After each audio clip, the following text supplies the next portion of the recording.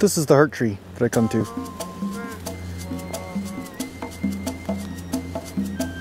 It's a nice little place. You know, it looks like a Shiva Lingam, right?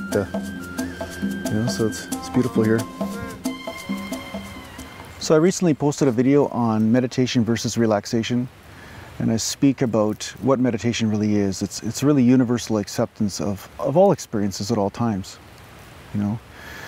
And accepting things is a really powerful process, and it's something that everyone comes to the realization when they have meditated long enough. They come to this realization. They realize that as much as I wish to change things around me, I wish to change the world, I want to change my siblings or my friends or my family or my job, a lot of things are just beyond your control.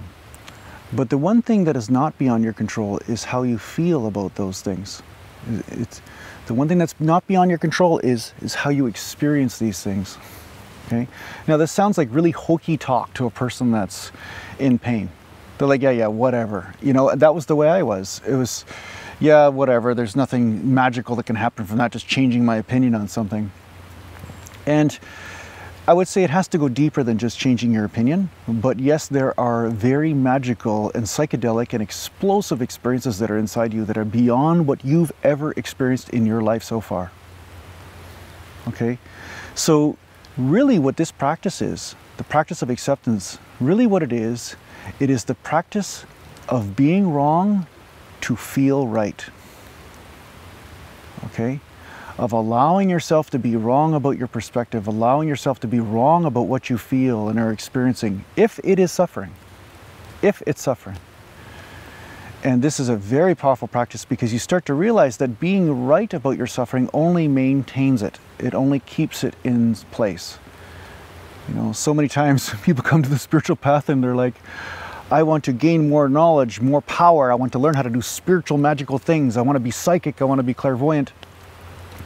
But the reason why they want this is because they still want to be right. And even if they do get some sort of spiritual abilities, they will still suffer. Because now they're right about a bunch of other stuff that bothers them. So it's really funny, right? How we strangle ourselves with more knowledge, you know. But the key to this whole thing is the wanting to be right, the wanting to win, the wanting to dominate, the wanting to have a victory. The reason why you want these things is because there is some pain and you are trying to reinforce the shell of the ego. Because the ego, the stronger it is, the less you can actually feel the heart. You actually are blocking out energies. You're not really capable of compassion. You won't be capable of feeling the pain of another or even your own pain. You'll just be viciously compensating for the subconscious stuff that's going on in your energetic field. So the practice of allowing yourself to be wrong and allowing yourself to let go of all judgment of that is a type of surrender that is very powerful. And this surrender allows energies in. It doesn't sort like an assembly line. It doesn't say, okay, I'll let that in, but I'm not letting that in. And I'll let this in, but that's going to stay outside. It's the surrender of allowing everything in, the entirety of the universe. I always laugh, everybody wants union, they want oneness, wholeness. They always talk about this. But most of the time, if you see them in their life, they're like, I want a lot of that, but screw this, I'm not letting that in. You know, there's this distortion, there's this back and forth thing that goes on. But what they're not understanding is that there's a mystical process that happens when you let in both of these. You also let in the wisdom that takes care of these same situations. And the love and harmony that takes care of all people and all points of view and perspectives in it.